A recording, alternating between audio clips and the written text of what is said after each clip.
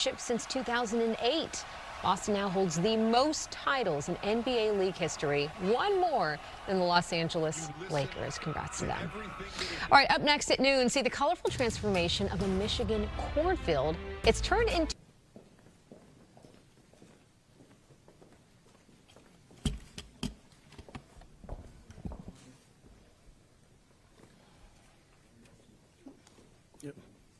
Okay, good afternoon, everyone.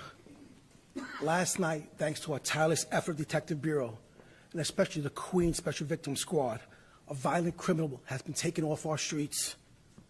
The rape of a 13-year-old girl last Thursday in Casino Park, Queens, shocked our entire city. The horrific crime was committed in broad daylight, and our investigators immediately went about finding and apprehending the person responsible.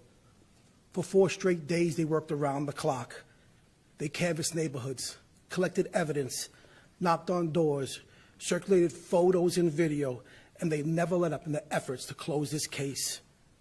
Our department reached out to the media and to the public, and our city was united in getting justice for the victim and her family. No tip went uninvestigated. Every call to 911, 311, and Crime Stoppers was critical. And just after 1 in the morning, after several days of engaging the public for their help, a call came in that a suspect was seen in the confines of the 110 precinct.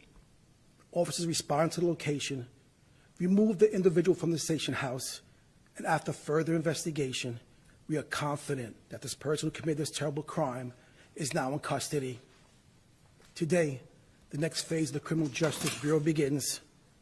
We will continue working closely with the Queens DA to hold this person accountable. But now, I want to thank all of our investigators who relentlessly pursued justice in this case.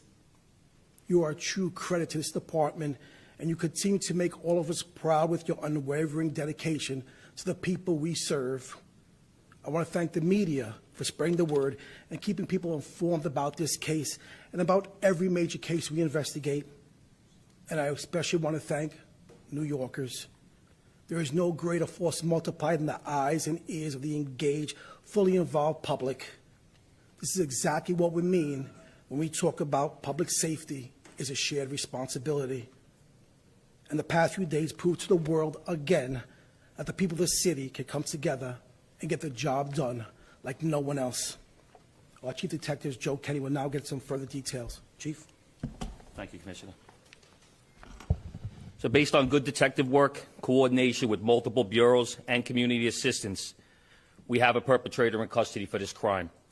His name is Christian Giovanni Inga Landi. He is a male Hispanic, 25 years old, with a date of birth of 1/14/99.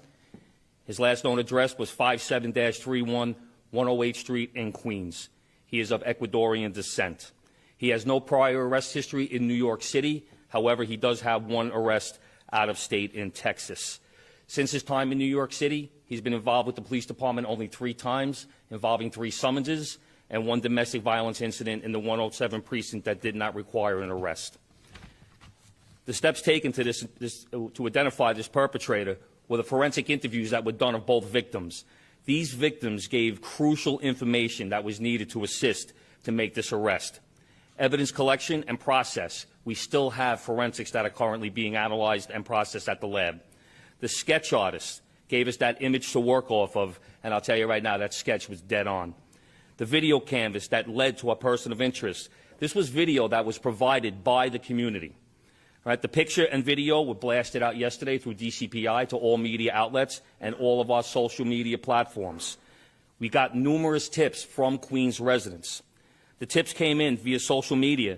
They gave us the perpetrator's name, his Facebook account, which gave us pictures of him wearing the clothing he was wearing the same day that he committed the crime, as well as pictures of him with that distinguishable tattoo on his chest and matching clothing.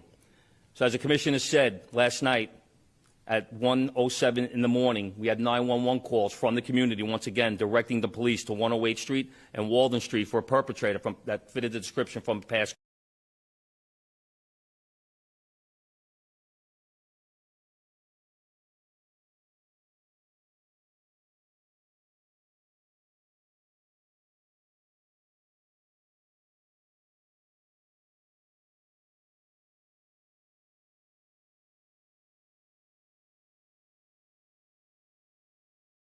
that this was the first time he had ever done anything like this. He IDs himself in video that was shown to him. Currently, we are working with Melinda Katz in the Queens District Attorney's Office, but the charges are going to be as follows. For our female victim, rape, sex abuse, robbery in the first degree, menacing, unlawful imprisonment, kidnapping, endangering the welfare of a child, and possession of a weapon. For the male victim,